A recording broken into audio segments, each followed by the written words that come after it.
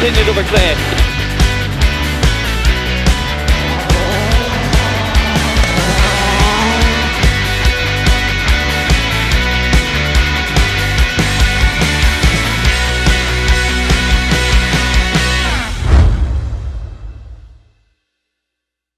Welcome to Special Stage. I'm in Llandudno, the scene of the finale of the BTRDA Rally Championship this season. But for the Special Stage team, our season is far from over. The Motorsport News Championship, of course, takes us through the winter.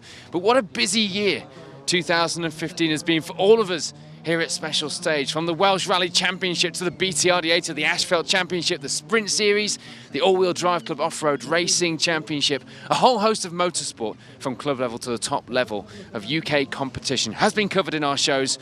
I hope you've enjoyed it as much as we've enjoyed bringing it to you. Here's a look at what 2015 looked like for us.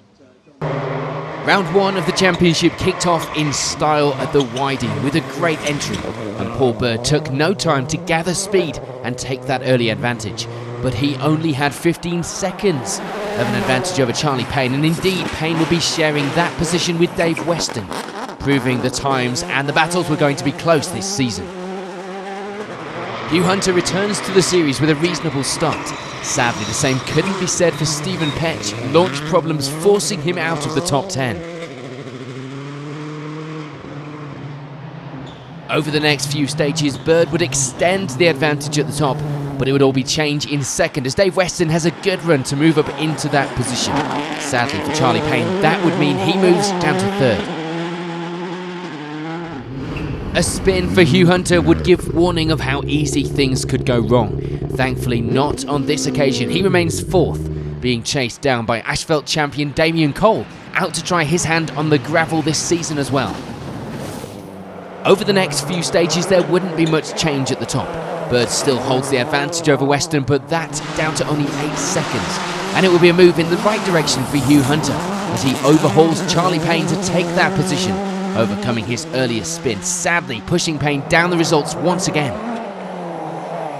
And for Payne, that's how it would end. There was no getting back the lost time in the last stage. He would have to settle for fourth, with Hugh Hunter making a fantastic return to the gravel this weekend in third.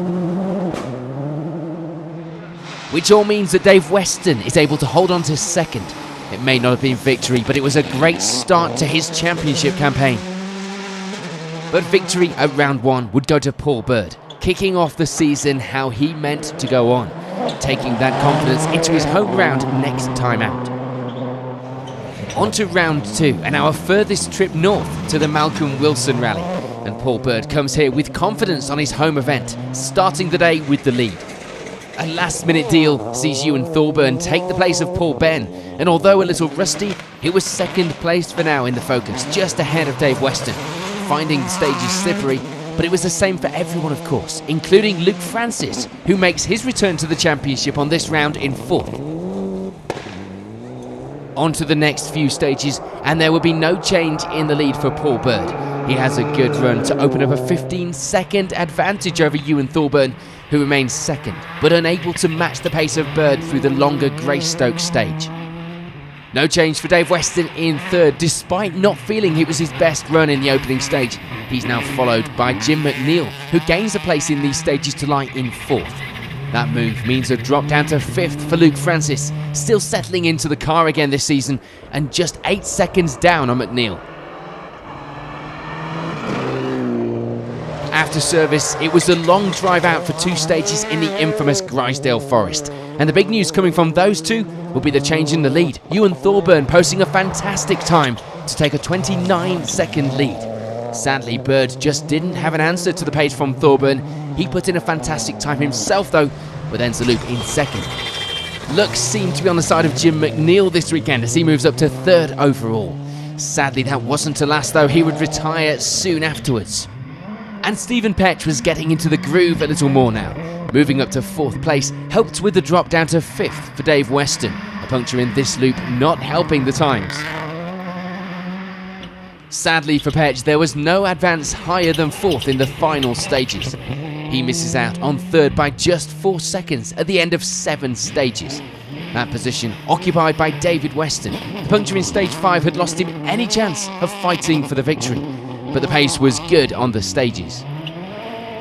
Sadly, there was nothing Paul Bird could do in the final stages to take back that lead. Under pressure a little from the times being posted by Thorburn, which was causing a few mistakes. Second place would have to do this weekend as Thorburn puts his name back at the top of the BTRDA, if only for one round. From the furthest north to the furthest south for round 3, the Somerset stages, and the crews would start with 2 runs of the asphalt of Porlock. For Dave Weston, it would be the best of starts, taking a small 2-second lead over Paul Bird. But sadly for him, a broken water pump would put an end to his rally on the way to stage 3. And he wouldn't be the only one with bad luck. Hugh Hunter also retiring in stage 2 with clutch failure. So for now at least, it will be 3rd place for Damien Cole, with Charlie Payne close behind in 4th. Onto the gravel and no change in the lead as Dave Weston extends that advantage to 35 seconds. There was, however, change in 2nd after the loss of Paul Bird. That position now taken by Luke Francis, who moves right up the results now that they were back in the forests. No change for Damien Cole, he remains in 3rd, but the same couldn't be said for Charlie Payne, who sadly crashes out, ending the event down a rather steep bank. We'd also start to see some good times coming in for Jamie Anderson, moving his way up to 4th place in this loop. And indeed those times would improve in the following loop as well, stepping up to 2nd place. But they still couldn't find the pace of Weston, who continued to lead at this stage. That move for Anderson, of course, pushes Luke Francis down the results, and that would also mean a similar fate for Damien Cole, dropping a place to 4th now. And sadly that wouldn't be where it stopped, dropping another position in the final stages to end the day with 5th. The reason for that would be a great comeback in the afternoon stages for Stephen Petch, moving right up the results to end the day with 4th. Luke Francis has a great run this weekend, taking the final step on the podium, beaten to that 2nd place by Jamie Anderson. Both drivers will be happy with their performances this weekend, but not as happy as this man Dave Weston, leading from start to finish to take victory at round 3 and of course, making it the 3rd winner in as many rounds this season. Round 4, the Plains Rally, and it would be the perfect start to the day for Dave Weston. He starts with a small 2-second advantage, but by the end of the 2nd stage, it would be a lead he shared with Ewan Thorburn. Hugh Hunter would be looking for a good result here after his championship hadn't got off to the best of starts. 3rd place for now, but with Luke Francis breathing down his neck right from the start. Over the next couple of stages there would be change at the top. Not with the lead, that still belonged to Dave Weston. But now he didn't have to share it. A puncture for Thorburn meant he drops back from the lead, but thankfully no further than 2nd. Hugh Hunter remains in that 3rd place, himself picking up a puncture, but not costing him too much time. But he was now having to watch over his shoulder for Jamie Anderson, moving up the results to take 4th place for now, which would be at the expense of Francis, suffering a few electrical gremlins to move down into 6th place on the leaderboard, just behind Charlie Payne now, who was still settling in after crashing out at the previous round in dramatic fashion. Over the final stages, there would be some change. Luke Francis and Charlie Payne both dropping a place to end the rally with 6th and 7th respectively. This would be in part down to the push by Stephen Petch, once again waiting till the latest stages in the day to climb his way up the results and into 5th. Jamie Anderson manages to finish just outside the podium places in 4th, the last of those podium places taken by Hugh Hunter, finally getting some luck back on his side after the non-finish last time out. And there will be no change in the battle for the lead. Ewan Thorburn suffering after that lost time earlier in the day, having to settle for 2nd, meaning that Dave Weston is able to make it 2 wins this season and starts to edge out a lead in the championship standings. Round 5 would see a new event in the championship, the Carlisle Stages, and there would be enough drama right from the start. Jamie Anderson coming out of the 2nd stage with the lead, but not without its drama, and he wouldn't be the only one, as we lose Ewan Thorburn to the same rock that punctured Anderson. Thankfully for Dave Weston, there wouldn't be any such drama, avoiding any trouble to lie 2nd at this stage, just ahead of Peter Taylor, who wasn't so lucky, getting a puncture in stage 1, luckily only a slow one. A puncture would have been welcomed for Stephen Petch, he had much worse to deal with, clipping the same rock as many had, and lucky to keep the car on its wheels, thankfully though remaining somewhere near the pace. But worse was to come for Paul Bird. Problems in the opening stage see him right down in 10th place and certainly not in the running for a win here at round 5. Sadly, in the next few stages, it would be disaster for Jamie Anderson. Another puncture this time, pushing him right down the results. So that would mean change at the top as Dave Weston takes over that place with an 11-second lead. Peter Taylor has a good run over these stages to lie in 2nd now, with Charlie Payne getting back up to speed after an earlier puncture to lie in 3rd with just the final stage remaining. And indeed, that's how things would finish, with Payne holding onto that final step of the podium. The time's nice and close at the top of the results, with Peter Taylor showing some good pace in the championship to take away 2nd this weekend. But making it 3 wins now, it will be victory for Dave Weston, strengthening his lead in the championship and looking like favourite for victory this season. We're back to the BTRDA after the break when this man behind me, Luke Francis, does the business on his home event.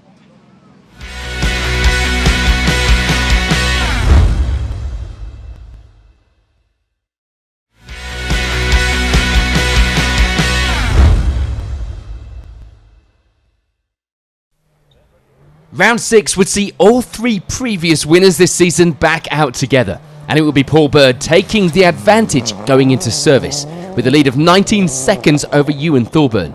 A lack of seat time for him in Carlisle meant a slow start, 11th place on stage 1 but climbing up to 2nd by the end of 4. A launch control problem on one of the stages put Dave Weston in a chasing position, but hovering around the podium all morning, ending stage 4 with 3rd place. He would only be 4 seconds ahead of Charlie Payne, who had actually set the fastest time on the opening stage, but dropped a little as the others started to push. And unusually, that fastest time on the opening stage was shared by Stephen Petch. Not taking his time to get up to speed like in previous rallies, he ends this morning in 5th. Over the next few stages, the lead wouldn't change. Paul Bird keeps the advantage, but only just. 2 seconds ahead of Dave Weston now with only 2 stages to go. Weston's move up the results, of course, meant to move down for Ewan Thorburn, only to 3rd, and still only 8 seconds back from Weston. And indeed, things will be just as close outside the podium, with Charlie Payne remaining in 4th, just another 3 seconds back. But change would come in 5th, as Jamie Anderson manages to gain a place in this loop to push Stephen Petch down the order a little into 6th. Sadly for Anderson though, that wouldn't be the way it ended. In the final stages, he drops back down to 6th, handing 5th place back to Stephen Petch. The new gear ratios in the car clearly working well here. Charlie Payne, meanwhile, remaining in that 4th position, unable to catch the podium, but a good result. It did mean that Ewan Thorburn was safe in 3rd, not the win he would have wanted, but a good result still. And for Dave Weston, it would have to be 2nd. He couldn't make it 4 wins in a row and had to settle for runner-up this weekend, with victory going to Paul Bird. And coming off the back of a bad result in the previous round, it demonstrated that this championship can deliver its fair shares of highs and lows, and certainly the drama. Round 7, the Woodpecker stages would be missing a few regular and notable faces, but there were still plenty here hungry for victory, including Stephen Petch. He starts the day off with a small 8-second lead over Luke Francis, out in a new lightweight car this weekend. Charlie Payne starts the day in 3rd, handling problems with the car not helping the confidence, and he leads the way over Group N contender Pat Naylor, his first fight for an overall podium place this season. And sadly for Jamie Anderson, it would be a puncture on the opening stages, putting him down into 5th place for now. After service, it was a long ride out to Radnor. An all change at the top as Luke Francis moves into the lead of the event. And indeed, things were looking up for Jamie Anderson too. He moves up to 2nd place now, within 2 seconds of that lead. A few problems in the stage dropped Stephen Petch down to 3rd, but the times were still close, just 3 seconds separating the podium places going into the final stages of the day. Charlie Payne would still be struggling with the handling, but that had now been traced to the anti-roll bar missing. He still leads the way over Pat Naylor though, who moves down a little to 5th now, with the advance up the results for Anderson. And over the final stages of the day, that's exactly how things would finish as well. Pat Naylor taking the Group N victory in 5th place overall, with Charlie Payne managing to keep things going in 4th. There's change to the final step on the podium though in the last half of the day, as Luke Francis sadly misses out on that place, moving down to 3rd, giving up that 2nd place to Stephen Petch, who just misses out on the victory in a very close battle to the finish. But for this weekend, it's name number 4 to add to the winners list this season, and indeed the debut BTRDA victory for Jamie Anderson, but sadly all too late to make a difference in the championship points, and in fact it would all be over. The lack of anyone to challenge in the points, meaning that Dave Weston and Kirsty Riddick are crowned 2015 champions in their absence here at round 7. With the championship now decided, round 8 would see some different faces filling up the results, and sadly Luke Francis wouldn't be one of them, retiring from 3rd place after going off the road. But it would be a better start for Stephen Petch, leading after stage 1, an incident with the chicane putting him down in 2nd place though soon afterwards. So with one contender out of the picture and another one having problems, it was up to Charlie Payne to lead the way. Happy with the pace at this stage, as was Ian Joel, happy enough, but feeling that there was still more to give. 3rd place for now. Over the next couple of stages, there wouldn't be any change in the lead for Charlie Payne, and he would still be leading the way over Stephen Petch. More problems for him means he slips back on the results a little, and Damien Cole moves up the results in these stages to lie now in 3rd. The time's looking good, and bringing the new Fiesta out for its gravel debut. And things would get even better for Cole in the final loop of stages. Unfortunately for Stephen Petch, he would retire with throttle problems, meaning that it's 2nd for Cole, equaling his best ever gravel result to date. With a healthy lead of almost 2 minutes, it would be victory for Charlie Payne, winner number 5 on his home rally in the BTRDA this season. On to the final round then, and Steve Perez makes his first appearance in the Gold Star this season, taking the lead in the early stages. It would be close though, with Luke Francis lying just 2 seconds back from Perez, the 2014 champion, in 2nd place.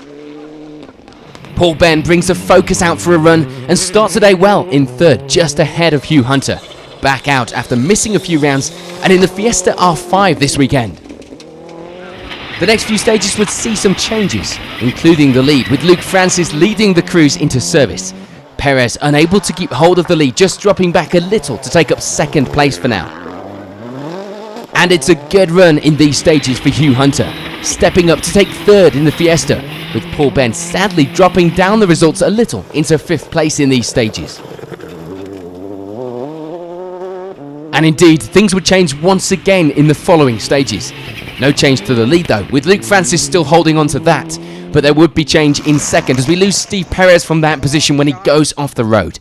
And Hugh Hunter, of course, moving up to take 2nd place that is vacated by Perez. Paul Ben would also see things improving again, moving back up the results to take 3rd at this stage. Sadly though, that wouldn't last. As the crews go into the final 3 stages, it would be all change in 3rd. Pat Naylor managing to push Ben down the results, taking the final podium position. But no change at the top, with Hugh Hunter happy in the new car, 2nd place this weekend, with victory in Llandudno going to Luke Francis. A great way to finish the season on his home event. So at the end of the BTRDA Championship for 2015, here's a reminder of the points at the top of the leaderboard. The 2015 Paceford MLR and Whiteline22B.com Sprint Series would take place over 7 events at various circuits across the UK, and it all started at Pembrey in Wales. New to everyone, this venue would be a high-speed course to favour the brave. Regular and new faces alike joined us at the opening round, and there will be plenty battling it out for the fastest time of the day. But that honour would eventually go to Andy Forrest for beating Ollie Clark by a good few seconds after adding even more downforce to the car. Anthony Lidster would be the fastest of the Evo crews this weekend, taking the 3rd fastest time of the day. Round 2 of the series would be a little slower than the first, a whole new challenge for the crews as they take on the slippery rally circuit at Alton Park. And although the track may not be suited to big power, it did seem to favour those in the results, kind of. While the winner of the event, Stephen Moore, would be in Class D, he would in fact only be there due to running tyres outside of his usual Class B, a gamble that paid off for him here at round 2. So with Moore getting the fastest time, it would be down to Andy Hill and Michael Riddle to fight it out for the rest of the podium places, with just 0.3 of a second between the pair at the end of the event. Round 3 started off wet for the crews at Castle Combe, and the conditions would catch a few people out. But once again, the fight this weekend would be with the big power cars, this being one of the fastest circuits in the series. It would be a fight to the finish between the round 1 contenders, with victory this time going to Ollie Clark. After missing out on the win last time, this was of course welcomed. And it will be round 1 winner Andy Forrest that takes up second place, with Anthony Lister being the leading Evo in third place once again. And even with the conditions drying towards the end of the day, they were still catching people out. Thankfully, all just cosmetic damage to deal with. Round 4 headed north to Teesside Autodrome, and the karting track would provide the perfect mix of fast and technical sections for the crews. Things got off to a good start, with a number of crews mixing on times and the lead swapping hands throughout the practice and the start of the competitive runs. But disaster struck midway through the day when the heavens opened and the course suddenly became a lot slower. With the fastest time of the day being the one that counts, things were not likely to change. Some went out for fun, others bolted on some wets and kept trying, but things didn't change much, and it would eventually be Andy Hughes who came out on top with the fastest time of the day overall.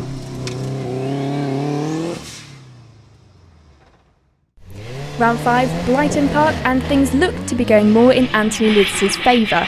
Without the likes of Forrest and Clark here to keep him down in third place, he did, however, have competition in the form of Duncan Cowper, that Dax Rush really proving to be a match for just about anything here this weekend.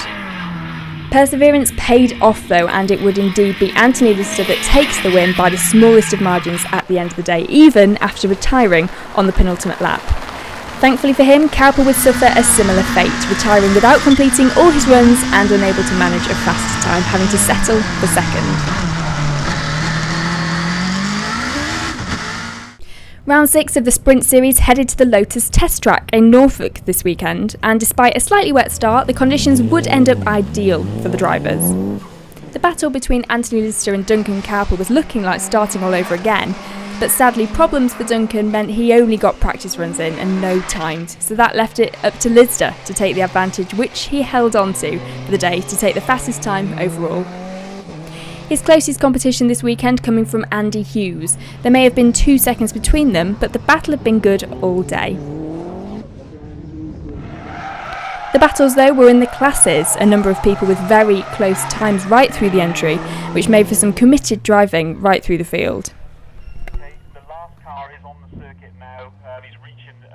The final round of the series would head to Rockingham, and with most of the championship places sewn up, it would be about the class battles this weekend, as well as, of course, that all-important fastest time of the day. The battle with Anthony Lister sadly wasn't going to happen at this round, the car not ready and Anthony in his road car today, so Duncan Cowper would be left to batter with Andy Hughes, and indeed that's what they did. Swapping time with each other all day long, but it would eventually be Cowper that comes out on top, just 0.3 of a second in the lead by the end of the event. The championship had given plenty of action and excitement, and we can expect that to carry on once again in 2016. Coming up next, we head off-road for the all-wheel drive championship.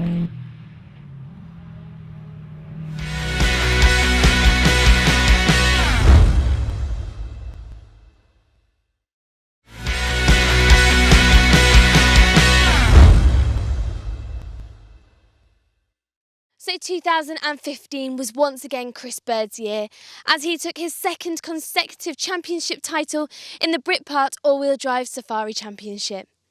Let's head back to the start of the season to see how it all played out.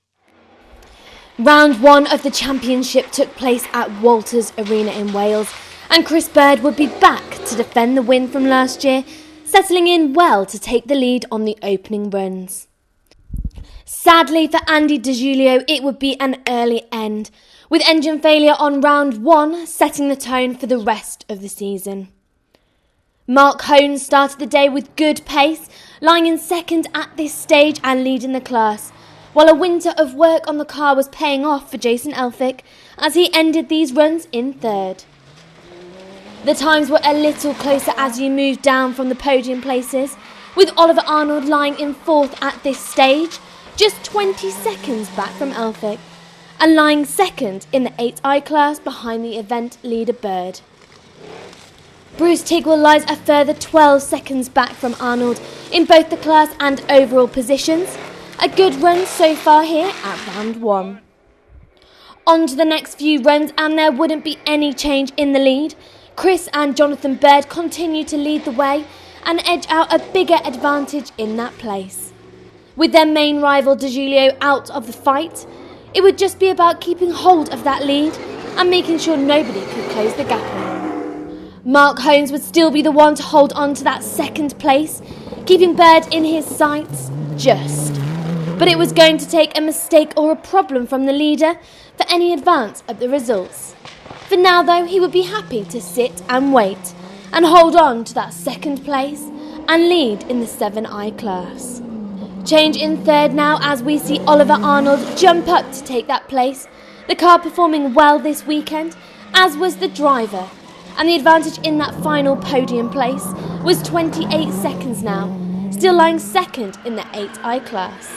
For Jason Elphick, it would still be 2nd in the 7i class, but the move up the results for Arnold of course means a move down for Elphick. 4th place, still a great position to be in as he continues to familiarise himself with the car again this season. So on to the final runs of the day, and unfortunately there would be a drop down the results for the previous 2nd place Mark Holmes. A couple of maximum times on the final stages mean that it's a slip down to 14th place. The loss of Holmes from 2nd place meant that Jason Elphick could step back up to that final step on the podium that he held this morning, within 14 seconds of that 2nd place and keeping them in his sights all day. Just pipping Elphick to that 2nd place after taking the position earlier in the day would be Oliver Arnold. He certainly didn't have it easy with Elphick still breathing down his neck all afternoon. He takes 2nd by just 14 seconds. But taking the win and able to walk away with a substantial lead were Chris and Jonathan Bird. The pair kept hold of their earlier built-up advantage and extended it further, taking the win by almost 5 minutes.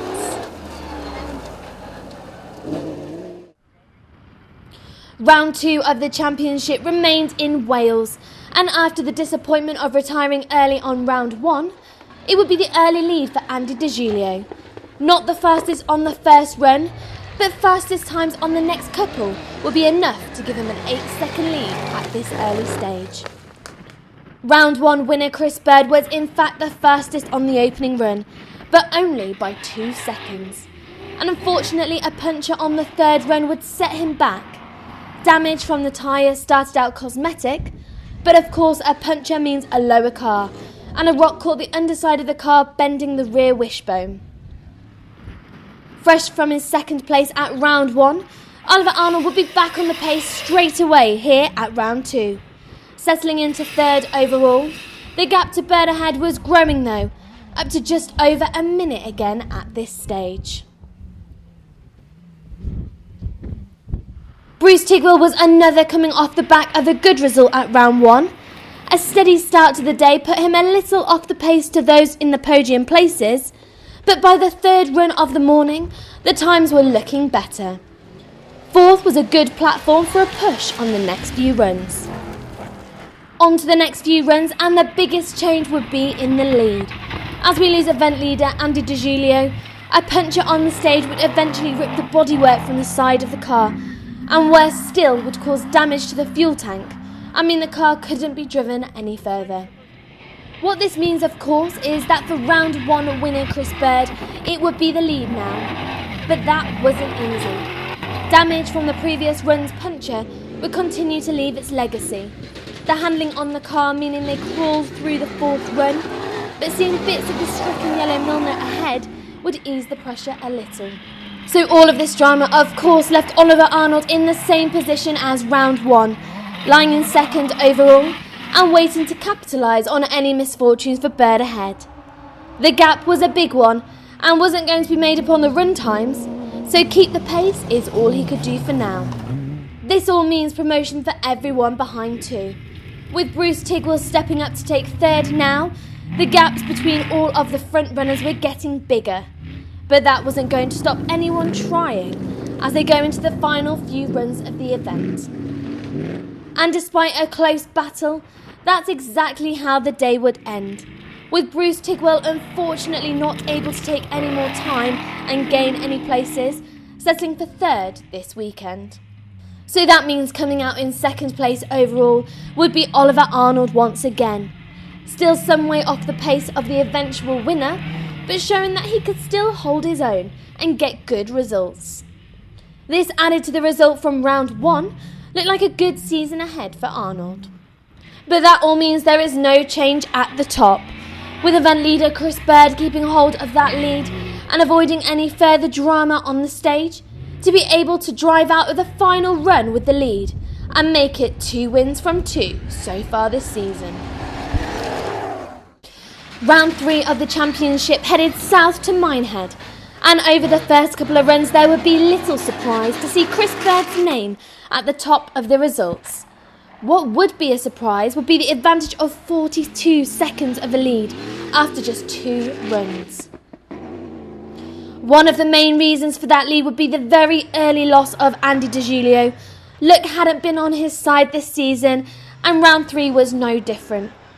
Getting caught out on a slippery downhill section and hitting a rut hidden in the grass from last year's event. The result, a damaged car and of course a very damaged championship. So with the early drama, it was left to Justin Brooks to take second place. As we mentioned before, the gap was over 40 seconds to the lead, but given the lack of time in the car and the difference in performance, it was a great start. A great start for James and Philippa Tennant. Their times on the opening runs put them in third, the course really suiting the car and allowing some highly competitive times, just 19 seconds behind Brooks at this stage. Bruce Tigwell comes into this round third in the championship standings, after some good performances in the opening rounds, and this weekend was starting in much the same way. 4th place at this stage. On to the next couple of runs and there wouldn't be any change to the lead. Chris Bird continues to stay ahead of the chasing pack and hold on to the number 1 spot for now. The advantage down to just 23 seconds though. No change in second. It would still be Justin Brooks chasing down Bird. Things had got just a little closer, but it still was a lot to ask in the next few runs. Bruce Tigwell makes a move the right way up the results to third now, and with a good advantage in that place. The reason for the change would be the loss of James and Philippa Tennant. They crash out and break the steering on run 3, and after repairing it, go out and break the other side. Enough of a sign they should give up before it goes very wrong. On to the final runs, and unfortunately for Justin Brooks, a broken wheel in the final run means a slip down from second place to 9th overall. On to the top of the results, and it would be a 3rd place finish for Tim Tennant. A good set of points to add to the totals so far.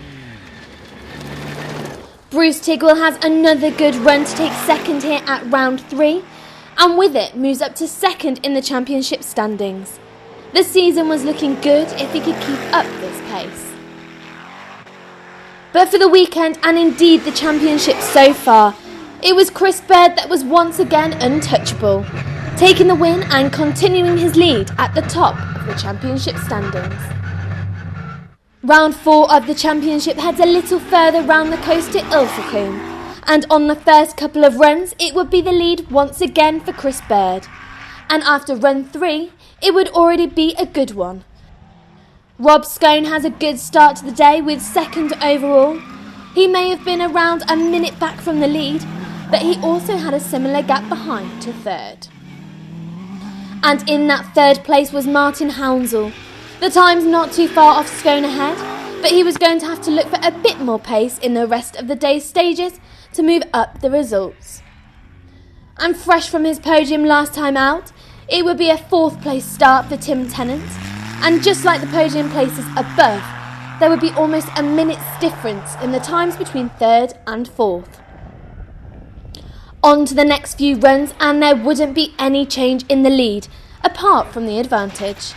Chris Bird continues to lead the way, and the advantage now over 3 minutes. No change either in second. Rob Scone continues to hold on to that place and continues to improve the times, edging out his own advantage in that place to over 2 minutes. Martin Hounsell continues to hold third place at this stage. The times were still looking good, but sadly not good enough to make any more advance on the top of the results. Ian Parry gains a place in these runs to move up into fourth, sitting just outside the podium places and comfortably leading the way in Class 8. Unfortunately, that move means a drop down a place for Tim Tennant, 5th place overall for now, but still putting in some good times. And sadly, that run of bad luck would continue into the final runs for Tim Tennant. A couple of maximum times in the final runs would see him drop down the results and into 8th place overall. And unfortunately, it would be a bad end to the day too for Martin Hounsell, as he drops down the overall results a little and ends the event with 5th. No problems this weekend for Tom Rimmel, as he finishes just outside the podium places in 4th overall, moving up the results in the final runs of the day. On to those podium places, and unfortunately, last minute problems for Rob Scone means he loses his 2nd place that he held all morning, thankfully only dropping 1 place to take 3rd. But that means it's a fantastic result for Ian Parry, climbing the way up the leaderboard to take 2nd overall at the end of round 4. And for Chris Bird, it would be win number 4 in as many rounds. There seemed to be no stopping him, and with Andy De Giulio not committing to the rest of the season due to upgrades on the car, would there be anyone who could challenge Bird for the win? Plenty of action here so far at the All-Wheel Drive Championship. Join us after the break for even more off-road action.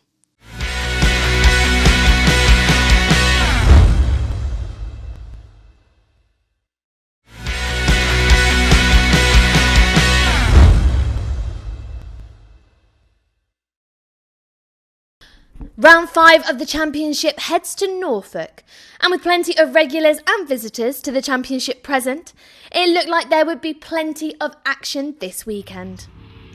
On to the first couple of runs, and it would be Chris Bird who takes the early lead. Not the big advantage he had recently on some events, this time only 7 seconds. For Oliver Arnold, it would be 2nd. There could be some advantage to running on your own farm, but no matter how well you know the place, these things still take plenty of skill to drive and very little effort to get wrong. 3rd place at this stage would belong to Warren Roper, 1st of the Northern Off-Road Club that were joining the AWDC this weekend, 21 seconds behind Arnold at this stage. Richard Copesey would be the 2nd of the Northern Off-Road drivers, lying in 4th at this stage. Times were close, just a single second between himself and Roper ahead. On to the next few runs, and it would be the lead still for Chris Bird. The advantage had grown now, with the lead up to almost a minute. This would be due in part to the loss of Oliver Arnold from the top of the results, a maximum on run 3, dropping him down into 28th place. Richard Copesey had a good couple of runs to move up the results into 2nd overall, and the gap behind him was growing too. This also helped with the loss of Warren Roper from the top of the results, 2 maximums in these runs, dropping him down and out of the results. Which meant a move the right way up the results in these runs for Dean Gibbs, jumping all the way from 14th place into 3rd. A great position going into the final stages. Sadly though, it would be a little time lost for Dean Gibbs in the final loop, stepping down from the podium places and into 6th place. For Carl Gudgeon, it would be a good finish in the Mini, taking the 7i class win as they end the event in 5th overall. No change in 4th, Bruce Tigwell remaining in that place, and sitting just outside the podium places at the end of the event. And onto those podium places then, and it would be third for Adam Evans. A great result at round 5 for him. No change in second, the place still held by Richard Copesey. A great finish and remaining within a minute of the lead. And indeed, no change in that lead place, with Chris Bird taking victory once again. He didn't have it too easy this weekend, with a handful of others getting close on the timesheets. But for now, it was another win to add to the collection. Round 6 of the championship would be at the popular Sweetland Rally Complex. And after a wet night, the conditions would start a little slippy in places, but very quickly dry out. And for Chris Bird, it would be the early lead, a lead of just over 1 minute after the first 3 runs. Gordon Monaghan makes an occasional appearance in the championship again, Sweetland being one of his favourite venues, and it was showing, with second place at the end of the morning runs. Unfortunately for Rob Scone, a broken CV joint would mean half of the first stage was done in 2-wheel drive. But thankfully the times didn't take too much of a knock, lying in third place for now, but with a small overheating problem too. Toby Jefferson makes a good start to the event, fourth place for now and enjoying the feeling inside the car. He would be lying just 4 seconds behind Scone ahead for the podium places. And Ian Rochell makes a return to the stages in a borrowed car from Tim Henry. And despite the time away, it would be a good start in 5th place for now. Over the next few runs, there wouldn't be any change to the lead for Chris Bird, although there would be a scare in these stages when the internals of the exhaust collapse and the car loses power. Thankfully, not too much time is lost, and he still holds a minute lead at this stage. No change for Gordon Monaghan in second place either, still enjoying the stage here and the pace still looking good. They may be a minute off the lead, but there was also over a minute behind him too. With the overheating problems sorted, it would be a more straightforward few runs for Rob Scone, still remaining in third, but the times were still fairly close behind him. Scone would still have Toby Jefferson chasing him down. The times were still very close out there, but with 17 seconds separating them with 3 runs to go, would it be too much to expect? Oliver Arnold was having some better luck now. When it was working, it was going well. He moves up the results into 5th place and setting some competitive times now. Sadly, Ian Rochell would drop a place in this loop. A small crack in the diff mounting would cause a little backing off, but things were still going well overall, as he lies in 6th place, and indeed going into the final runs, that would be where he finishes. Oliver Arnold eventually gets through all of his runs and gets to the end of the event with 5th. It hadn't been an easy weekend, and this result would of course be welcomed, given the various issues. Sadly for Rob Scone, it would be all change in the final runs. The penultimate lap, he would lose almost a minute and drop out of the podium places and into 4th. So despite not thinking he would be able to challenge for that 3rd place, Toby Jefferson does indeed take the final step on the podium this weekend. A trouble-free and enjoyable weekend, being rewarded with a great result. And the same could be said for Gordon Monaghan. He ends the event with 2nd place, a position he held all day. The course suited the car and driver, and great to see Gordon back out competing in the AWDC again, even for an occasional visit. But with the exhaust repaired and things back to normal, it would be the win once again for Chris Bird. It hadn't been as plain sailing as usual, but it was a win nonetheless, and a good result at the next round at Walters Arena could secure him the title again for 2015. But that would of course mean the pressure was on. For round 7, the crews headed back to Walters Arena, and it would be the early lead for Rob Scone, 5 seconds of an advantage after run 2, and one that he would be looking to hold on to throughout the rest of the day. Kevin Stubbs would be closest to Scone at this time. The times were close, Stubbs just putting in the fastest time on run 2, but would he be able to continue doing that into the afternoon? This weekend would be about some seat time for Adrian Marfel, the car having been undergoing some work for quite a while, including switching from left to right-hand drive after buying the car in France. Things were going well at this stage, with third place overall. And for Oliver Arnold at this stage, it would be fourth place. The times between the top few places were close, Arnold just 5 seconds back from Marfel now. Sadly for Chris Bird, there would be problems from the start, pulling over at one point on the first run with problems in the car, but once fired back up, he would make it to the end of the stage for a look in service. A much better time on run 2 would keep him near the top of the results in 5th place for now. Unfortunately, a few accidents during the day combined with the big entry mean that only 5 runs will be possible this weekend. A bad first run for Peter Roberts would put him way down the results.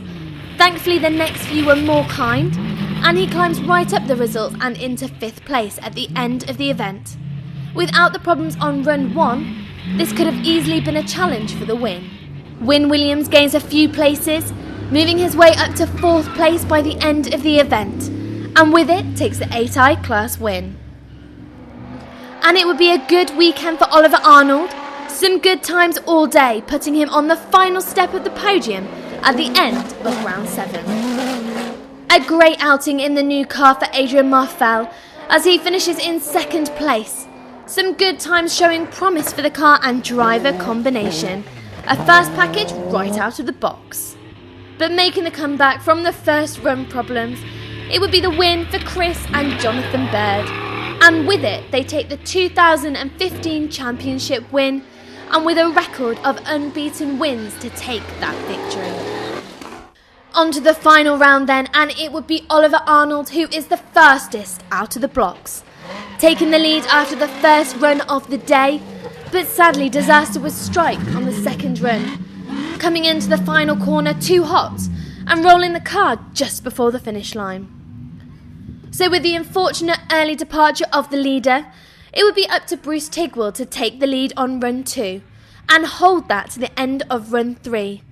The course was slippery, but it would be the same for everyone and there would be no room for error. It would be a great start for Justin Brooks, pushing the car to its limits, certainly ready for some power upgrades next season.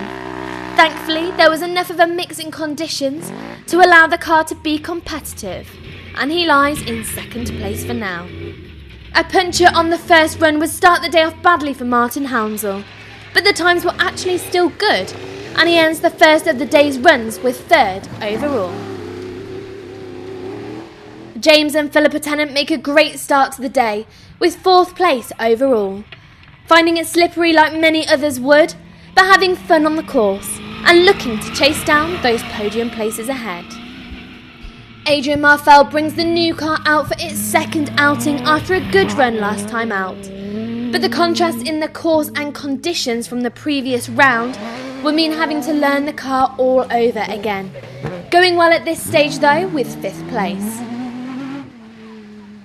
On to the next couple of runs then, and there would be no change to the lead, with Bruce Tigwell still holding the advantage and with a slightly smaller 7 seconds gap to those behind. Unfortunately, we do lose Justin Brooks in these runs. A good run in 2nd place, sadly coming to an early end. For Martin Hounsell then, it means a move up to 2nd now, taking the place off Brooks and closing the gap on the leader. All of this morning's little problems behind him now, and he had 4 more runs to try and take that win. There would also be some places gained for Adrian Marfel in these runs, moving up to 3rd place now, and himself closing in on the battle at the front, 12 seconds behind Hounsell at this stage.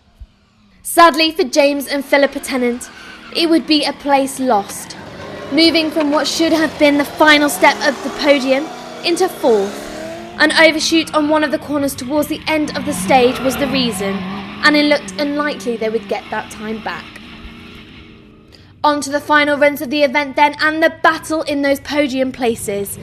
And it would be all change, with early leader Bruce Tigwell unfortunately unable to keep hold of the lead to the finish. And in fact unable to keep 2nd either, entering the event with 3rd place overall, just 27 seconds back from second. And in that second place would be Martin Hounsell. He managed to climb above Tigwell on the results, but not enough to take the win. A great run all day sadly wasn't enough. The second place amongst the competition this weekend was a good finish. And taking the win on only the second outing for the car was Adrian Marfell. As the course got faster, so did he, and proves the car is capable of some great results, taking the win by 13 seconds from Hounsell at the end of the day. So with the 2015 championship complete, it's victory for Chris Bird this season. And this is how the rest of the top of the places looked.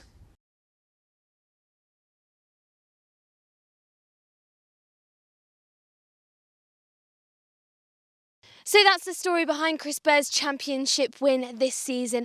But stay with us here on Special Stage for plenty more rally action.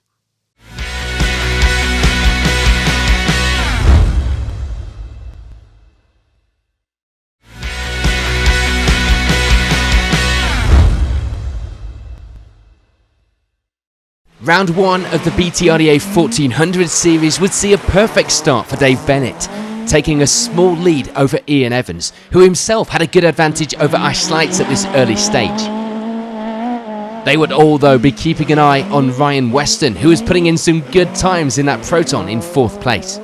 And indeed, not much would change throughout the event, at the top of the results at least.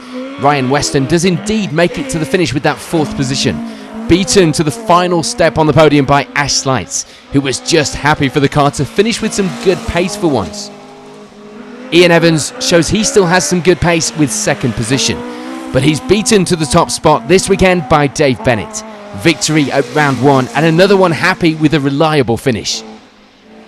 And in the rally first battle, it will be Mick Smith who comes out on top, with James West close behind in 2nd.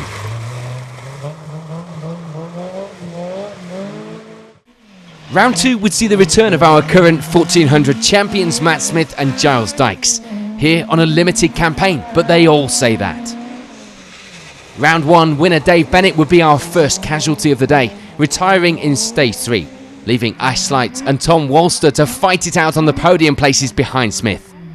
Grisdale would change all of that though, as Ash Slights retires with drive shaft problems and Walster with a broken oil cooler, but for Matt Smith it would be no change, victory here at round 2.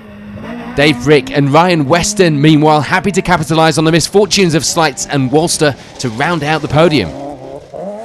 It's an early exit for Mick Smith, the rally first battle going to James West, Matthew Thompson missing out on 2nd to Nick Carr through Grisdale, and Chris Wheeler rounding out the rally first podium.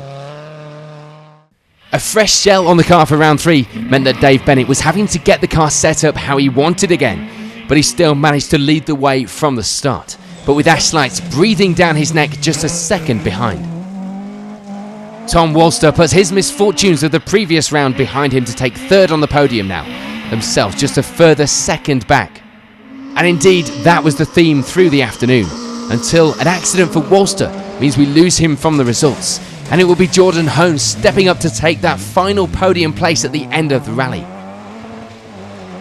No advance for Ash Slight, unable to take the fight to the leader, but once again a good, reliable and fast pace shown in that car.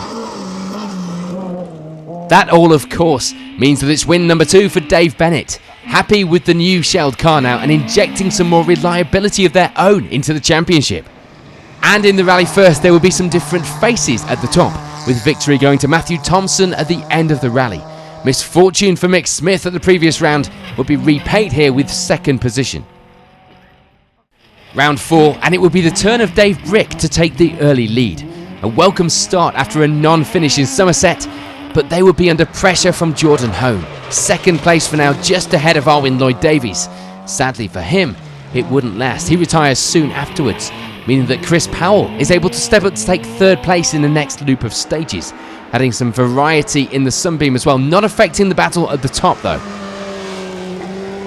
And that would be how the rally finished, with Powell taking his first podium on the car's 2nd only outing, with Jordan Hone taking another good result to end the event with 2nd place, and there was no stopping Dave Brick this weekend, leading from start to finish.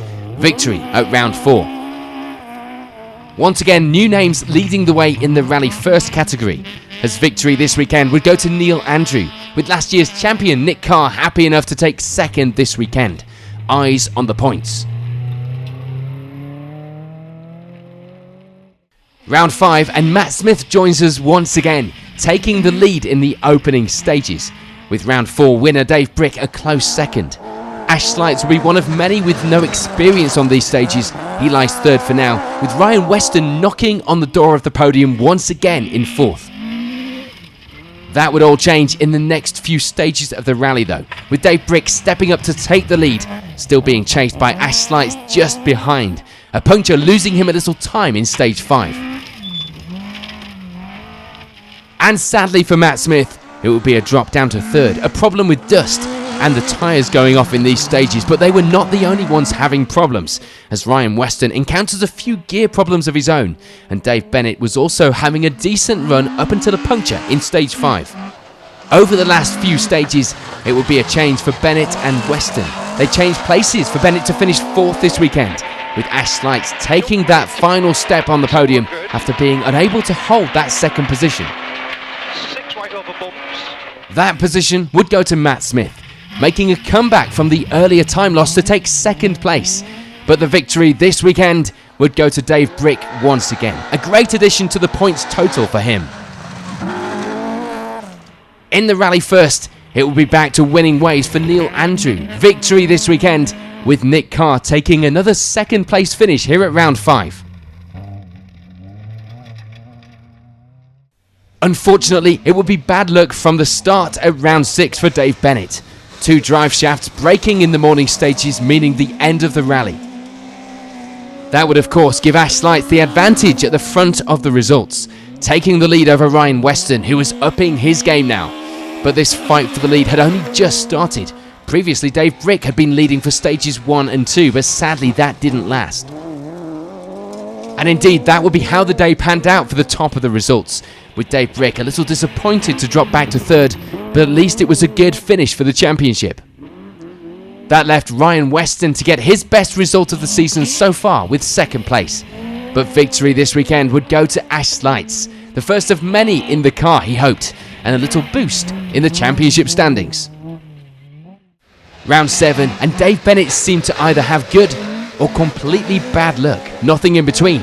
Thankfully this weekend it was the lead of the event to start with at least, while it's bad luck for Dave Brick meanwhile as he retires, and so too would Ash Slights with gearbox issues. So Wayne Lewis would be the one to take up second now. Sadly that wouldn't last, he also crashes out on the next stages, meaning we see Jordan Hone move up to take second place, Chris Powell looking for another podium place in third. And heading into the final stages of the rally, it would indeed be a podium for Chris Powell, but he moves up to take second place, meaning that it's a step down to third for Jordan Hone this weekend. And of course that means that Dave Bennett takes victory, putting him a step closer to victory in the championship this season. And in the Rally First, it would finally be the first victory of the season for last year's winner Nick Carr, managing to hold off any charge from Matthew Thompson in the afternoon stages. Fresh from retirement last time out, Ash Slights will be keen for a better result here on his home rally. The trouble was, it was home for a lot of other quick drivers too. Matt Smith, for one, defending champion, back out again and lying in second at this stage. He will be followed by the fastest non-local Chris Powell in third, with Dave Bennett not having the best of starts to the event with fourth. That would, however, get better in the next stages, as Bennett manages to find a little more pace and overhaul Powell to let him drop down to fourth, Bennett now taking up third place. And the changes wouldn't stop there, as we sadly lose Matt Smith in the final stages with engine problems, which of course freed up some space on the podium, and it will be a welcomed third place for Chris Powell here at round 8. Dave Bennett happy to reach the finish, even if it was with second place. But there was no catching the winner, Ash Slights. It was a trouble-free run from the start on his home event, and some good pace to victory here in Yorkshire. The Rally First battle would be a good one this weekend, ending with Nick Carr taking victory, a result which nets he and co-driver Joe Sturdy the championship title for a second year running. they managed to keep Sean Ellis at bay as he reaches the end of the rally with second in rally first. So on to the final round of the championship here in the BTRDA 1400s. And the Rally First Championship may have been decided, but the main 1400 wasn't, with Dave Bennett going into this event needing a good result. He starts the day with the lead. Chris Powell, meanwhile, will be getting used to the podium now. Starting the day with second, he leads the way over Ash Slights, who was struggling in the early stages. Sadly, that was the same story for Dave Brick, just unable to find the pace and with no explanation for why. Things would change in the next loop as we lose Ash Slights from the championship fight when he drops down to 7th place, leaving Dave Bennett to continue leading the way going into the final stages and looking like the favourite, you have to say, at this stage. So into the final stages here at the Cambrian, it will be 3rd place for Dave Brick. A great result this weekend, but not quite enough to make his mark on the championship. Chris Powell has a good finish to score another podium in that Sunbeam and take 2nd place here at the final round. But the victory this weekend, and indeed as the sun set here in Llandudno, the championship overall would go to Dave Bennett and Alistair McNeil. A well-deserved victory, one that they'd waited for a long time.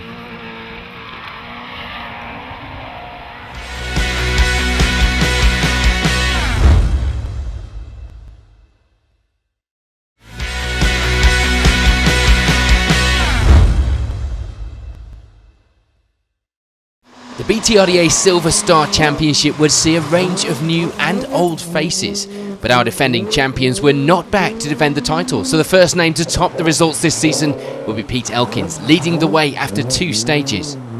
It would be a lead that kept changing hands throughout, with Adrian Hetherington taking that lead into the next loop, before retiring soon afterwards with a broken half shaft, handing the lead back to Elkins.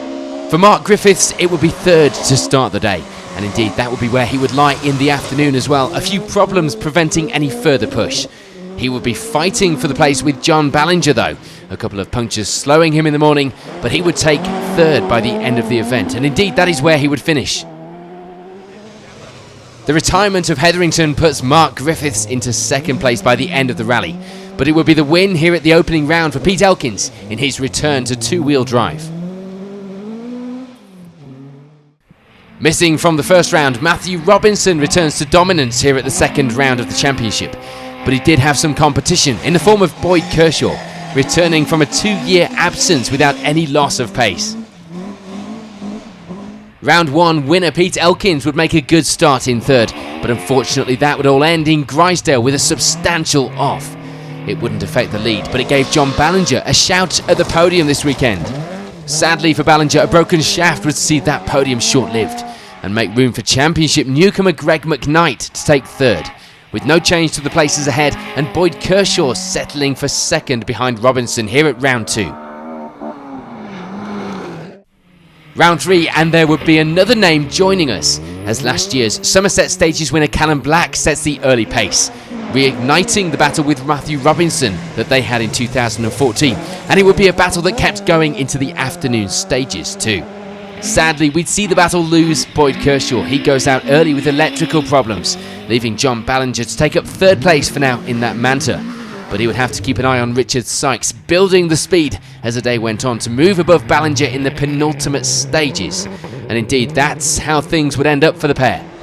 And no change to the top of the results. Once again, history repeats itself, and it will be Matthew Robinson coming out with 2nd place overall, missing out on the victory by half a minute to Callum Black, out as a one-off in the DS3, which would soon turn into a much more varied campaign as the season went on. As well as the regular faces, round 4 would see the Rowlands joining us for their first local event. It would be a bit of bad luck for both of them though, as Jayan starts the day with a roll and John has suspension problems, but it didn't slow them too much, as Jayan leads the way and John sits close behind in 2nd. It hadn't been that way from the start though, as Jamie Dukes led the way from the first stage. Sadly though, that ending soon afterwards with a broken wheel in the 4th stage of the day. So the Rowlands' closest fight this weekend will be Boyd Kershaw in the end. His retirement last time out spurring him on for a good result here. And 3rd place for now would be a good start too. And indeed the afternoon stages wouldn't see much change, with Mark Griffiths once again knocking on the door of the podium places. But there was no advance as Boyd Kershaw keeps hold of that third position to the finish. Repairs to the suspension hold out for John Rowlands, meaning he can bring the car home in second place, with Yayan bringing his slightly second-hand looking Escort home with the Silver Star victory this weekend. Round 5, a new challenge for the crews, and for Callum Black it will be the early lead, despite a puncture in stage 2.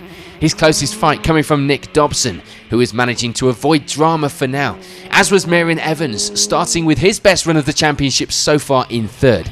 But sadly that would end soon afterwards with a rock damaging the DS3. That means that Mark Bentley moves into that third place vacated by Evans now, with Boyd Kershaw also keen on climbing back up the results a little to the podium places. Lying fourth for now, but sadly it would be retirement in service. So in the final loop it would all be changed, with Rhys Yates managing to take up that fourth place, just outside the podium, in which it would be third for Mark Bentley, a great result for him. And there will be no change at the top. Nick Dobson gets his best results so far this season with second, but sadly it was no match for Callum Black, taking win number 2 here at round 5. On to round 6 of the championship here in the Silver Star at the BTRDA and the Nicky Grist stages. A chance again for Jamie Dukes to lead the results, but sadly once again it will be retirement soon after. This just meant the lead now for Callum Black, one that he held into the afternoon stages of the event. His closest competition coming from Boyd Kershaw, in on the fight for the top once again and looking for that victory. And he had Richard Sykes trying to chase him down, but a spin on stage 2 would hinder Sykes' progress somewhat.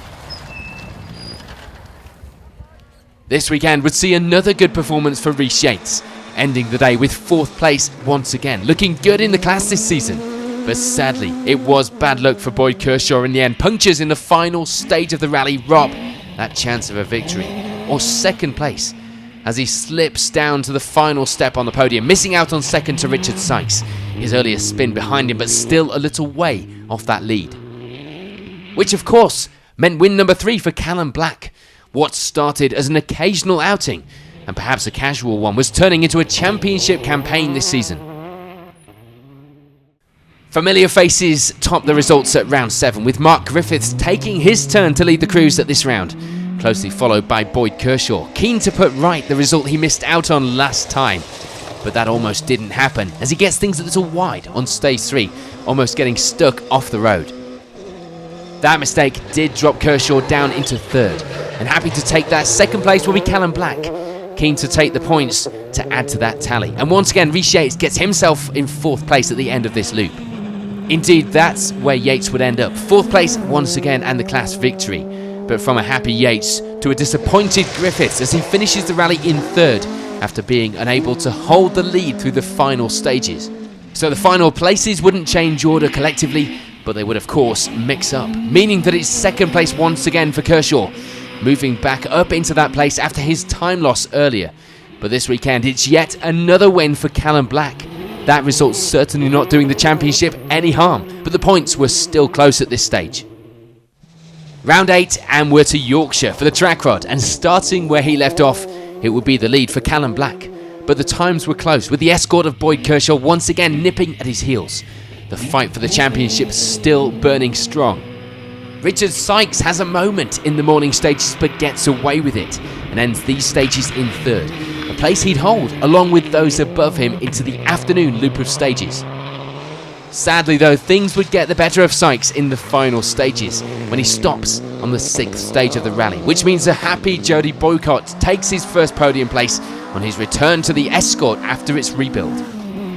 There will be no change at the top though, as Boyd Kershaw has a good run but is unable to match the pace of the event-long leader Callum Black, who adds yet another victory to the collection and that championship tally this season.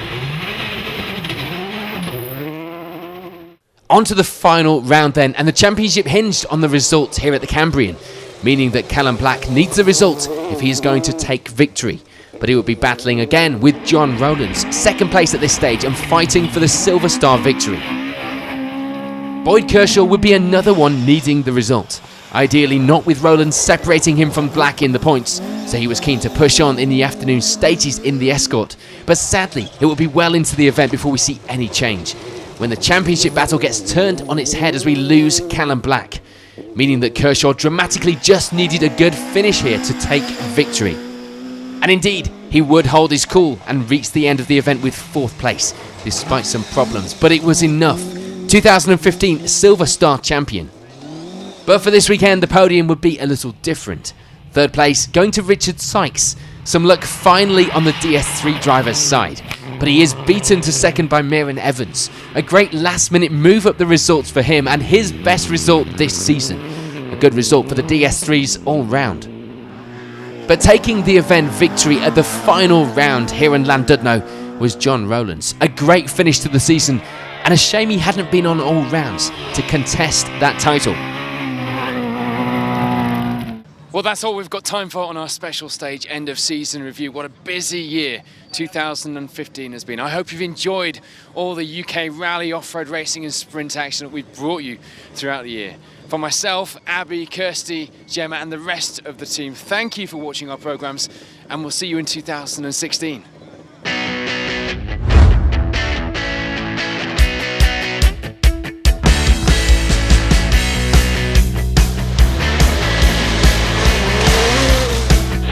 Five right flat in and 6 right continued over clear.